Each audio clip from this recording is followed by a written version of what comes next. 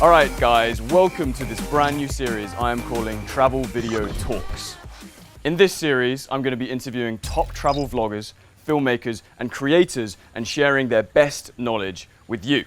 The really exciting thing about this series is that you decide what the creator talks about, what we talk about with the creator, because you send in the questions. So without further ado, our first one is in Bali, and we are interviewing the one and only Mr. George Benson. How's it, guys? How you doing, mate? I mean, I'd be a bit disappointed if you didn't have me on, considering we're staying in a villa together. Yeah. But yeah, thank you anyway. Be a bit of an insult, wouldn't it? It would be, slightly. So George is a travel vlogger. He has over 200,000 subscribers on his vlogging channel, and he also has a gaming channel as well, which is quite well over 1 million. Yeah, I do have another channel with over 1 million subscribers, and this is the year where I sort of rebrand that to George Benson, which is just my name, so that it's consistent across the board. Yeah. Yeah, things are happening. Yeah. Excited. Very exciting year. So George is very passionate about, especially his travel vlogging channel. Yeah.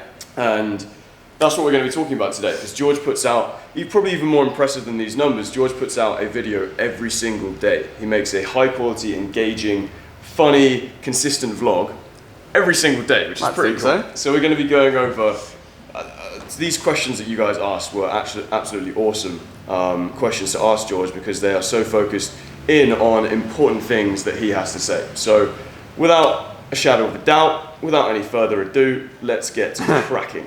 Crack-a-lacking. And by the way, these questions are all on my Instagram. That's where I'm going to be doing the questions for all of these interviews. It is at Thomas Alex Norman. So go and hit the follow if you're not already. Links in the description. Links in the descriptions.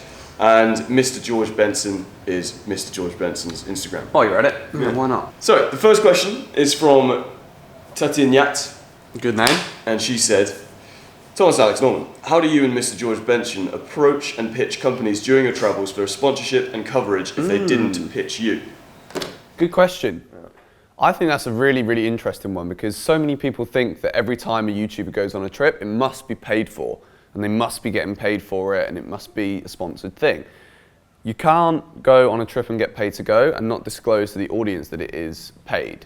So I've only ever done one sponsored trip, and that was to Brazil with brand Havaianas, the flip-flop brand. All of my other trips haven't been sponsored. I've paid for it through the money that I've raised over the time that I've been doing this for like 5 years. And I think the way to approach it is, the way I look at it is, I'm going to all these places and filming all these cool little things.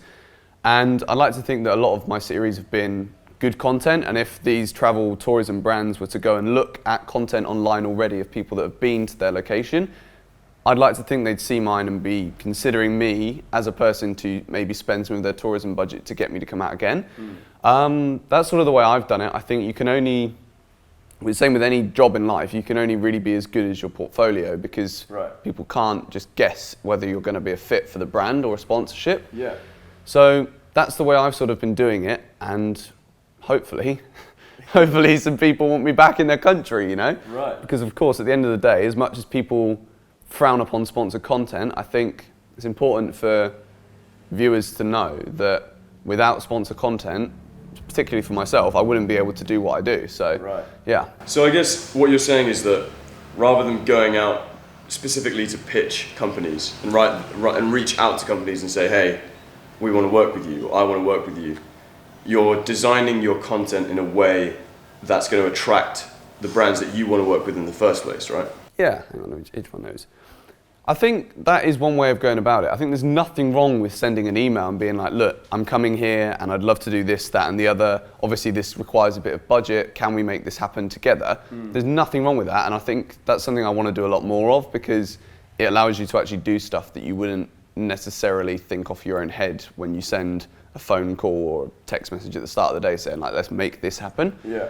I think it does require a lot more planning, but it's difficult sometimes when someone says no, because it makes you a little bit downhearted. But if you are going to pitch to companies to try and gain sponsorship or like a piece of branded content, definitely have a list of all of your fees, because so many people in the space, they completely miss their actual true value, and so many people undervalue themselves just to get something for free. And know nowadays that tourism boards, brands, companies, they all know how valuable this digital space is and how much it's still growing. So people will completely lowball and just be like, you know what, I'll do it for free. I'll go on this free trip and create all the content in the world, and they can reuse all of the footage and all that stuff.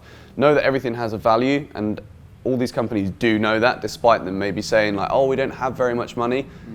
Some of them probably do. So have a little list of everything that you're gonna provide for the company, be it Instagram, Twitter posts, YouTube videos, and make sure you know that set value. And if you don't know what that value is, there's websites that can tell you, and there's people out there that can advise you as to what to actually set that at. Next question from Pinewood Outdoors. He said, question for the interview, how do you stay motivated / push yourself to create the best content that you can do on a day-to-day basis? That's a good one. That is a very good one. Before giving like a proper answer, the cringe, everyone would say the same answer thing is that this is probably the dream job, right? Being able to travel, make money from it, and just film my day and not really sit in an office and work and be told what to do by anybody.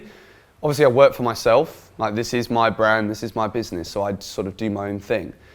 So how do I stay motivated? That alone is enough. Like, I don't want to go back to working in a store. There's nothing wrong with working in a store, but personally, I love what I do now, so I wouldn't ever want to have to not do this. Obviously, it depends on a lot of factors. It depends on, I think a lot of people have too much focus on how many views you get nowadays on the internet. I think if you look at some of the best content creators right now, they don't get the most views, they don't get millions of views per video, but it doesn't mean that what they're creating is actually bad. And brands and companies recognize this, and that's why, for myself, I don't really tell my audience this, so this is like inside info for yours. No. Like, I make my money through branded content. I don't make my money through views. And I think brands realize that when they work with me, without sounding arrogant, they know I'm not going to do a bad job. I've never had a bad brand experience. Yeah. Staying motivated. I think it's easy to get into a comfort zone of, obviously I film virtually every day. Like, I don't film every single day because I think that's unhealthy. You get into a comfort zone with your style, you find that something works and then you try and do it all of the time. There's nothing wrong with doing that, but I think sometimes it can burn you out. Yeah.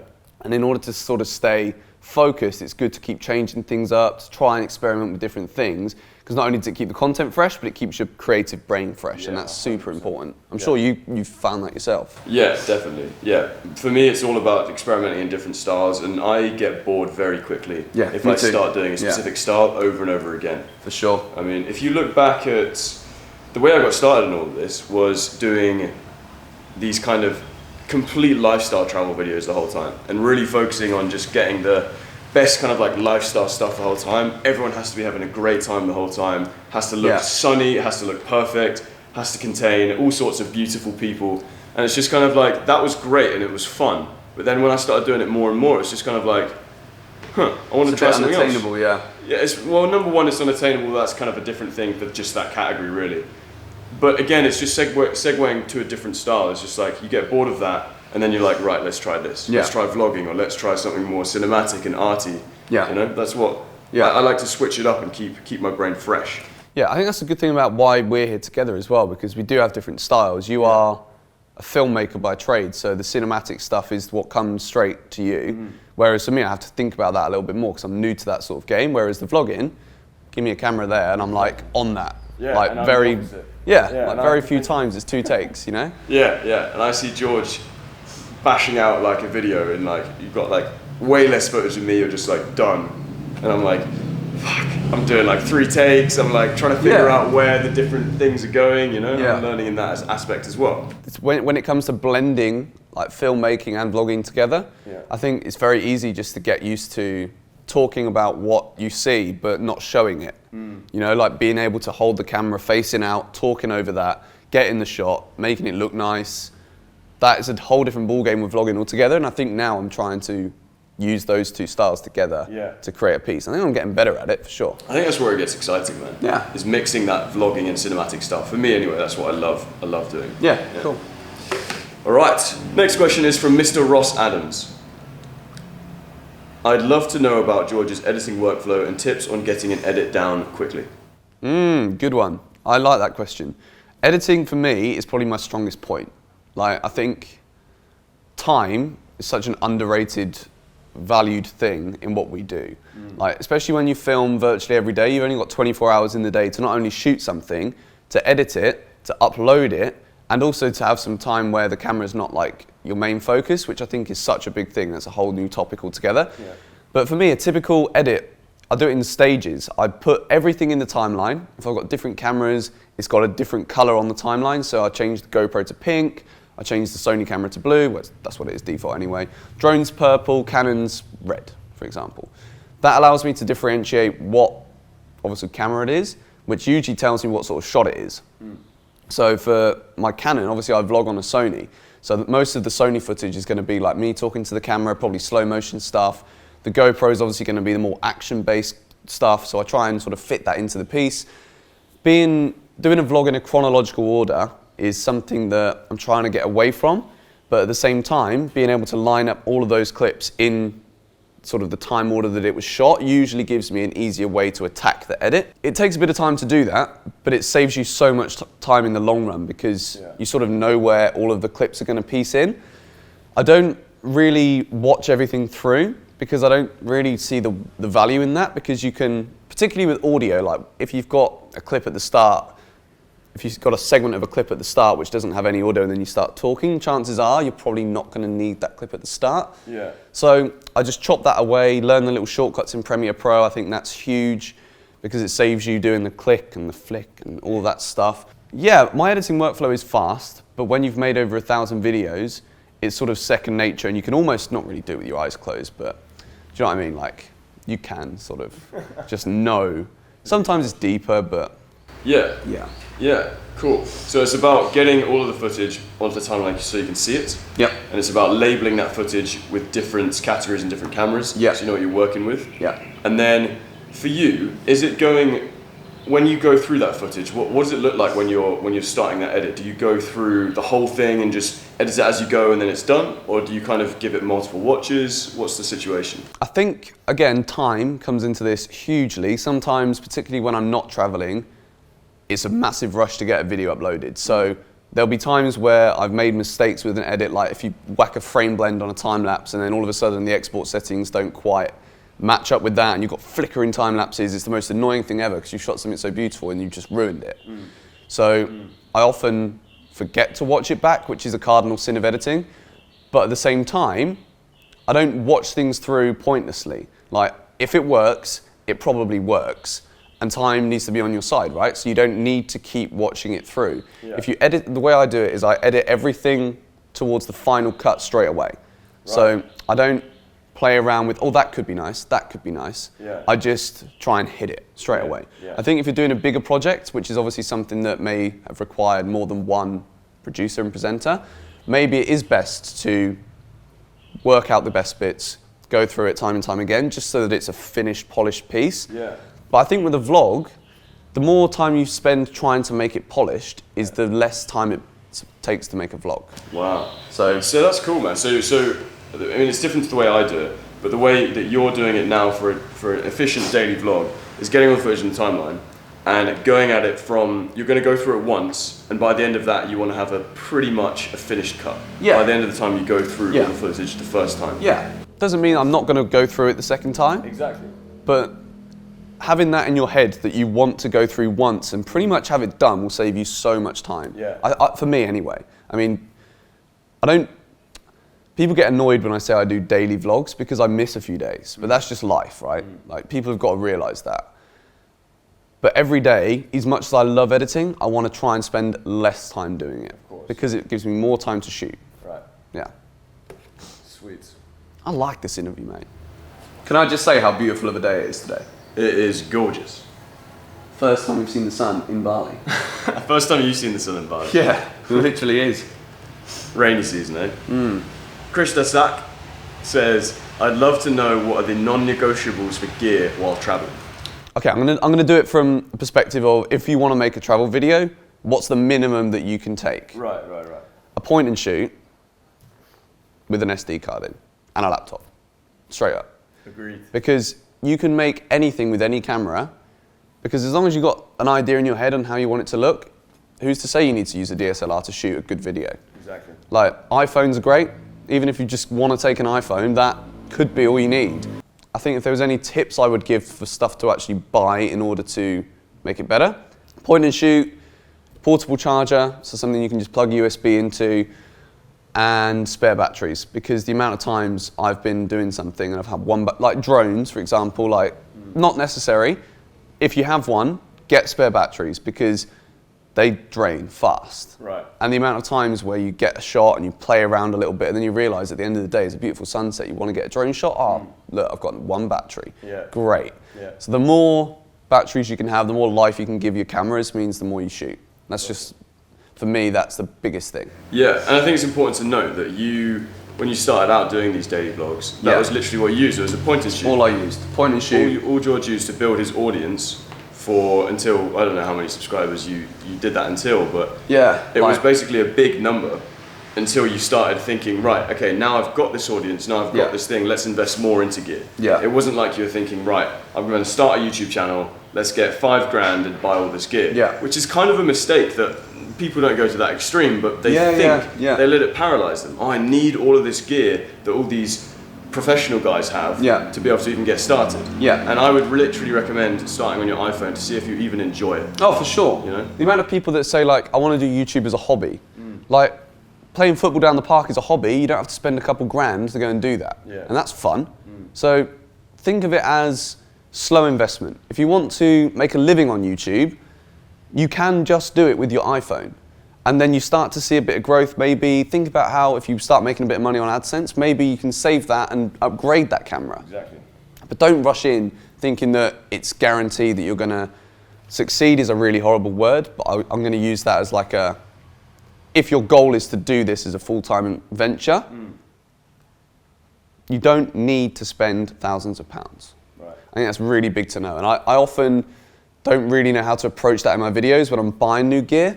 I like to show people what I have just because this is what I'm going to use to make my videos, and because you watch my videos, I guess you're probably interested in that. It's not the be-all and end-all on how to make good videos at all. And the point and shoot that you used was the G7X, right? Yeah, the Canon. There's Mark 1 and Mark 2 now, so you can probably pick the Mark 1 up super cheap. Yeah. Cool. Yeah. Caroline Efaro asks, what is the best way to promote your new blog channel without begging people to watch your channel in other people's comment sections? Oh, wow. This is... In other words, how do you promote yourself without being annoying? There's definitely 100% videos on the internet where I am promoting my own channel in the comment section. And the irony of that is I hate those people now because it is annoying. Straight up, there's no denying that. But for me, that was how I tried to get myself out there like 5 years ago. Really? Yeah. And the thing is, back then, there was less people doing that, so there was more chance of someone seeing it. Nowadays, I'll be completely blunt and honest with this. If I see that in the comment section, I will not check out the channel. I think it's just ingrained now, and it's become, there's such a negative stigma around doing that. Yeah. How to get your blog and your vlog out there? Definitely work on your tags, your titles. Like, think of something, if you title a video, think of something that people may search for on the internet, because that's going to find suggested views, search views that you may not get organically from your audience. And I think another fact that people probably don't know about YouTubers who do it full time is that most of their views don't come from people that are subscribed. Most of it does come from people that are searching for that content, because that is how you build a channel without really doing a lot. It's just focusing on that SEO stuff. Yeah. But I think just making something that is good, as stupid as that sounds, people will find good content. Meaningful, useful content will be found on the internet. Exactly. Whether it takes a year, whether it takes a month. If you're passionate about it, people will see that. Yeah. People can see through when you're just making something because you want to get loads of views. Yeah. Like for me, I've got a channel with over 1.2 million subscribers. Why haven't I posted loads of videos on it and got loads of views on it? Because it's not what I've been passionate about to the max. Like, I want to do these travel films. I want to do the travel vlogging because I feel like over time people will see that I'm passionate about it and they may get more views than they do right now. But it's not the be all and end all for me. I think you've got to enjoy what you do. We all started this as a hobby. Yeah. I didn't make any money on the internet for 2.5 years, but I kept doing it because I loved it, and it was just like reading comments is sick. Yeah. Reading bad comments is quite funny. It's just like, you just have the best time. Yeah. So good. Yeah. Yeah. And when you start just doing that more and more and more for a period of time, I mean, essentially, there are shortcuts, right? There are there are small things that you can do that are going to help you 5% here, 5% there. Yeah. But like 75% of it is just making the best stuff you can and waiting, essentially doing it for a long period of time consistently. And that is, if I could give like a key to like doing it and like building an audience, it's that, isn't it? Yeah, for sure. Like, it sounds stupid us giving that as the biggest answer, but it is the best answer to give, because if you don't enjoy it, just because you think that that's a searchable piece of content that's going to get sick views, people will see right through it. Yeah. And then people will put that in the comment section, because you can write anything on the internet, and people get disheartened about that and they'll stop making videos forever. Yeah. So don't focus on the numbers, focus on your own personal enjoyment, and that, I promise, 9 times out of 10 will be recognised, for sure. So, D. Etherton, Drew, he's actually a member of the Travel Video Academy. Nice, good choice, mate. Absolute legend. How does he find music that is good and used to monetize? How does he know? How much do you know about using shortened copyright clips, brackets 1 to 8 seconds or so? So 1 to 8 seconds is considered fair use, so you're fine to do that. I wouldn't hesitate to put 1 to 8 seconds in a video. I'm not entirely sure on the laws of up to 15. There's been times where I've put like 15 seconds in and it's been fine. In terms of finding the right music, I use a website called Epidemic Sound. There's others available, but I pay a subscription monthly to get access to their whole collection of tracks. There's independent producers and people that are creating music who just go on there and just pump stuff in. Yeah. A lot of it's really good, a lot of it's really bad. You've got to sift through that to find the right track for you and the right group of tracks for you. 100%. And it's definitely, when you start taking time and curating your style of content, finding the right music is the hardest thing. I spend so much time. I usually just put like a list of songs on and just listen to them. And then, particularly on SoundCloud, this is another thing. There's so many producers out there that are putting together incredible music that's just not been found. Yeah. So you've got to like dig in, find these people, send them a little email, send them a little message saying like, look, I love your work, sick track, I think this would fit great with my videos. And the chances are, 9 times out of 10, these people aren't looking to try and sell you the license, because that's it's very expensive for the bigger people to actually sell you the license to a track. Like sometimes you're talking way over £100. These people just want to be seen. They want their music to be heard, the same as you want your videos to be seen by more people. Drop them a message, say like, look, I'll put your links in the description, can I use your track for my videos? They'll be like, sure. Yeah. And then you build up that relationship with that person, they produce something else, maybe you could be the first or the only person to be able to use that track. Yeah. And there were times, particularly way back when I started making videos, that there were DJs, and I used to use like loads of like electro beats, didn't really think about like how it fitted in with the content, but there's a guy called Tobu who makes sick beats, and I just used all of his music in my videos. Another guy called Steiner, who was, I can't remember which European country he was from, I used all of his tracks, but it just came from sending him a message being like, love your work, can I use it? Yeah. Yeah. So it's SoundCloud and also having a membership of Epidemic Sound. Or others, yeah. Or others. I don't know the names of them because I don't use them, but there is others. Epidemic Sound or other music subscription services. So the final question is from William Mosa. Good name, strong. William Mosa. And he says, do you use a stabilizer for your camera? No. And he also says, and how long did it take you to be able to speak nicely and comfortably in front of camera? Mostly beginner vloggers would have this problem to start with, and how did you sort this out? Okay, so I started making videos as a teenager, so I wasn't fortunate enough to have my full voice, because it takes a long time to develop your voice. Without you doing anything, it does. So I was very monotone, and if you listen to me talk, like even now some people say, God, you're boring. It's like, well, I don't want to do this super over-enthusiastic YouTuber voice, because it is super, it's almost its own thing now. It's like accents and dialects, there's a lot of people who have different accents and dialects on YouTube. There's a YouTuber voice for sure, and it is this over-enthusiastic, hey guys, presenter voice. I say hey guys, but I wouldn't say I'm like that. I think it's important to know that in the long run, people want the most natural version of you. They may be enticed by a really super enthusiastic, overhyped video, but I think if people want to build a relationship with someone on the internet, they want to be able to relate to it, and they want to feel like they're in conversation with you. And if this over-enthusiastic voice is constantly in your ears, it can get quite annoying. Yeah. And it's not me like saying like I don't like people that do that on the internet, because I still have a little bit of a presenter voice, like given. But if I was to just sit down, like I'd chat to you like this, it's a bit boring, isn't it? I'm not saying that my voice is super boring, but it is a bit. I think there's a middle ground that you can use. Yeah. I mean, if you're vlogging and you're having like a slightly off day, and you're literally just like, I've had the worst day today. Yeah. It's not. I mean, I guess it could be authentic, but it's not the fastest way to grow an audience, I don't think. For sure. But at the same time, there's like having that presenter voice, and like, yeah, we were talking about this the other day. Like, it takes more confidence to not have a presenter voice and to just put your natural voice out there, rather than having people think it's really confident to be loud and be presentery, but it's not, because you're hiding behind that something. doesn't equal better. Exactly. Doesn't mean you're better at this if you do that. Mm. It's just a different way of feeling comfortable in yourself. And it takes time to find that comfort of being able to just dress the camera like you'd dress your mates at the pub, for sure. Okay, so how would you say that you would develop that? Would you just say practice and time? Yeah, like, don't be afraid to do things 3 or 4 times to get the best take. Eventually, it will get to the point where you're either bored of doing multiple takes, so you just try your best to be as natural as you can.